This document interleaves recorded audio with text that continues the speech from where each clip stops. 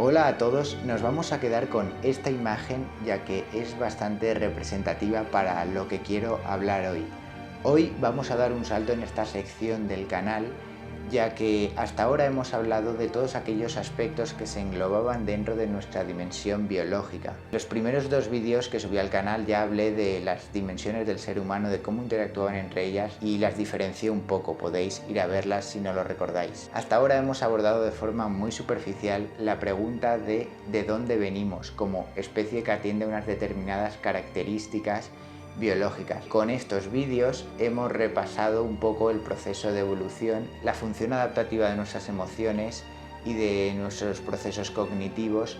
nuestros instintos, las conductas reflejas o nuestras disposiciones psicológicas innatas. Sin embargo, si nos quedamos mirando esta imagen de los primeros seres humanos que empezaron a agruparse y a formar comunidades hace unos 100.000 años, el código genético y la estructura biológica de estos seres humanos era exactamente igual que la nuestra. Así que, tal y como decía Marvin Harris en su libro Antropología Cultural, no podemos explicar las diferencias entre ellos y nosotros por aspectos relacionados con la genética o con la biología, sino que para explicar estas diferencias tenemos que atender a otra de las dimensiones que engloban al ser humano, es decir, la dimensión del aprendizaje, a través de la cual generaciones anteriores traspasan todo el contenido cultural de una sociedad a otra. No obstante, tenemos que tener en cuenta que lo que posibilita la complejidad de los sistemas socioculturales que tenemos a día de hoy, el desarrollo de una cultura y este proceso de aprendizaje, no es otra cosa que nuestra capacidad biológica, la capacidad que nos da nuestro sistema nervioso, que está formado por unos determinados genes, cromosomas, que se han desarrollado a lo largo de la evolución. Como decía un profesor mío, y comulgo bastante bien con esta frase, al final la cultura es una herramienta biológica que tenemos los seres humanos para poder vivir en sociedad. El factor de aprendizaje está totalmente supeditado al entorno en el que nacemos. Y aquí viene la movida. No solo somos fruto de nuestro condicionamiento genético, es decir, de los millones y millones de años de evolución, sino que también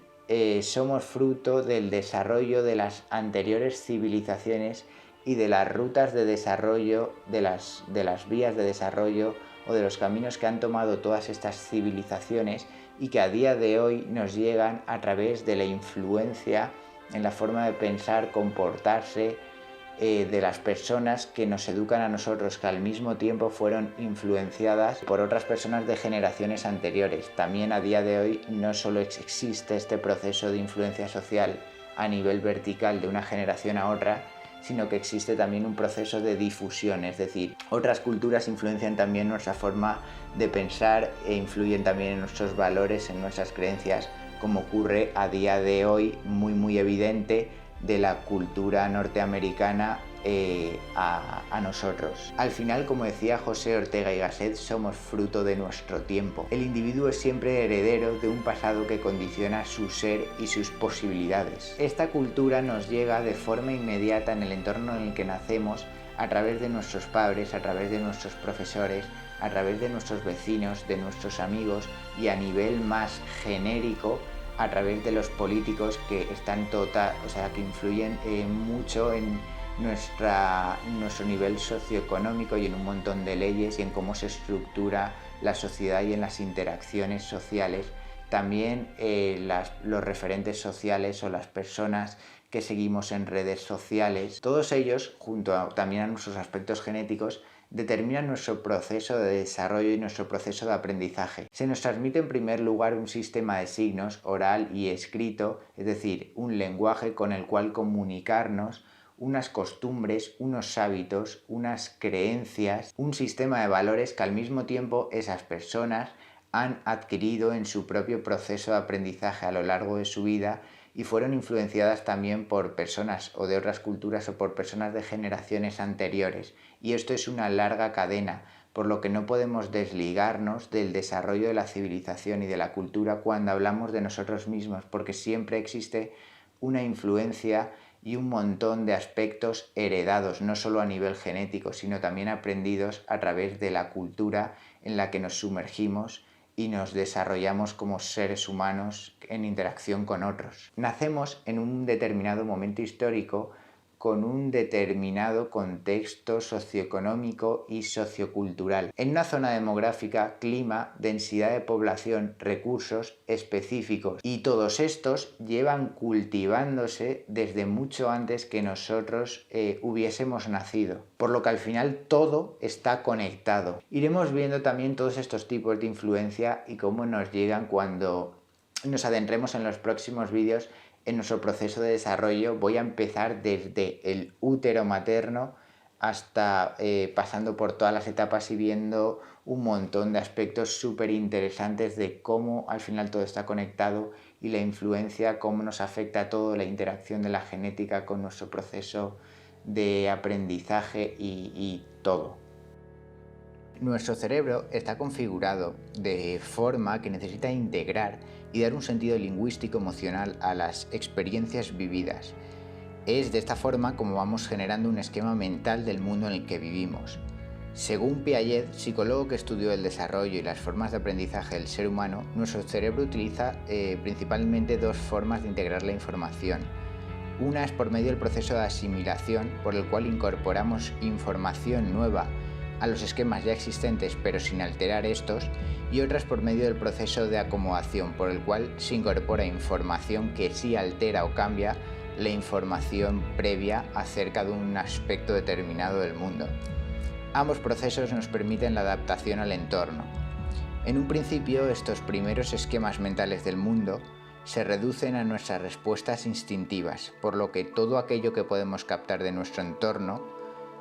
va ligado a nuestras emociones primarias o reacciones fisiológicas.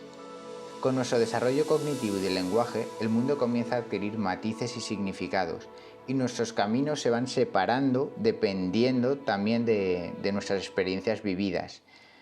Imaginemos por un momento que de un día para otro unas personas, por las causas que sean, pueden volar. Imaginemos a un bebé de 3 meses viendo por primera vez a estas personas volar. Esta nueva información la asimilaría de la misma forma que lo hace cuando ve por primera vez a un coche ir por la carretera, o ve dibujos en la televisión, o ve un avión en el cielo. En cambio, en un adulto se produciría un shock, ya que necesita reacomodar, es decir, dar un sentido de alguna forma a esa información nueva que no es compatible con el esquema previo tan asentado por un montón de leyes de cómo funciona el mundo, las personas, y por un montón de experiencias también de que le dicen que las personas no pueden volar. Es aquí donde se produciría el proceso de acomodación,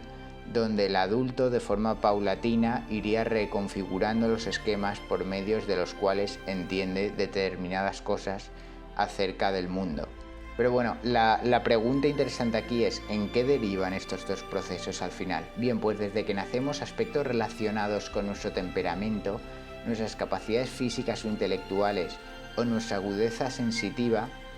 desde un punto de vista genético ya marca una diferencia en la interacción del bebé con el entorno y su futuro desarrollo. Una infinidad de aspectos específicos del entorno en el que nacemos van siendo procesados por nuestro sistema nervioso, aprendiendo a discriminar o atender unos u otros estímulos que, en base a nuestras experiencias vividas y nuestros primeros filtros de aquello que llama más o menos nuestra atención, es decir, en base a nuestros esquemas previos, asimilamos e incorporamos la información de forma distinta. Y es así como nuestros mundos, nuestras realidades se separan y cada persona va experimentando el mundo de una forma distinta. La película de La habitación, que analizaré más a fondo en próximos vídeos, es un ejemplo perfecto, ya que está también basada en un montón de varios casos reales de cómo el entorno en el que nacemos estructura nuestra configuración de la realidad. Esta película trata sobre una mujer que lleva bastantes años secuestrada en una habitación, y la persona, el hombre que la tiene secuestrada, la viola y tiene un hijo que nace en esa misma habitación, y los 5 primeros años el hijo no conoce otra cosa que esa habitación, por lo que el niño no tiene en ningún momento la sensación de estar encerrado ya que no ha conocido otra cosa. Y es que al igual que nosotros, él entiende el mundo a través de la interacción con los elementos de su habitación y a través de su figura materna. Nosotros entendemos el mundo a través de la interacción con los elementos de nuestro entorno. Los elementos pueden ser el clima, puede ser la tecnología, puede ser los juguetes, cualquier cosa que os imaginéis. Y también a través de la interacción con todas las personas que forman parte de nuestro aprendizaje. Es decir, al final este proceso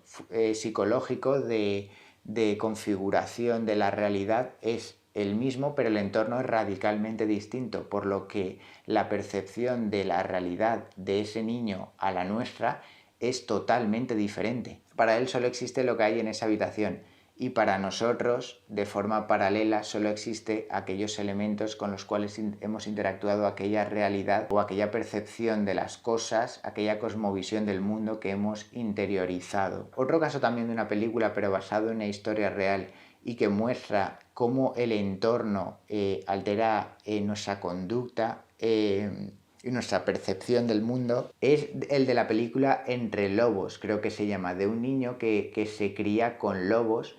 y que no desarrolla el lenguaje hasta bien entrada, creo que ya la adolescencia.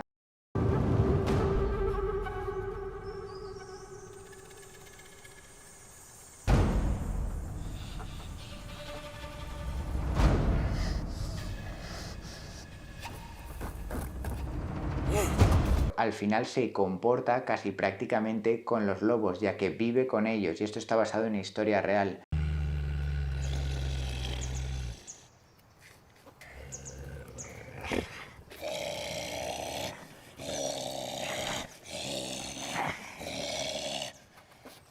Al final ahí muestra un poco cómo la dimensión biológica del ser humano, cómo éste da vía libre a sus instintos y se comporta prácticamente como los lobos a la hora de cazar, a la hora de dormir, a la hora de pelearse entre ellos por conseguir determinado estatus dentro de la manada, y hace que veamos hasta qué punto nos adaptamos al entorno en el que nacemos. Hay también una película que me gustó bastante que se llama Las seis hermanas, que va sobre una sociedad utópica, esta sí que es de ciencia ficción, en la que existe sobrepoblación y en la que se castiga duramente, incluso con la muerte, a aquellos niños que han nacido sin el consentimiento del sistema social. Es decir, creo que solo permiten tener un máximo de 1 o 2 hijos,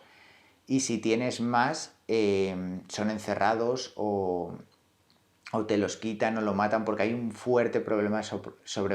sobrepoblación que está poniendo en peligro el mundo. Y entonces ahí ves como el sistema de valores de esa sociedad es bastante diferente al nuestro, y está muy bien ver esta película, ver los razonamientos que plantean un poco los personajes de la misma, porque genera determinado contraste y te hace replantearte determinadas cosas de cómo sería vivir en una sociedad así. Creo que hemos podido ver con bastante claridad cómo el impacto que tiene la influencia del entorno en nosotros y en qué medida este estructura nuestra realidad. Seguiremos metiéndonos aquí de lleno y viendo cómo funciona todo el cotarro. Y nada, chicos, espero que os haya gustado el vídeo y nos vemos en próximos vídeos.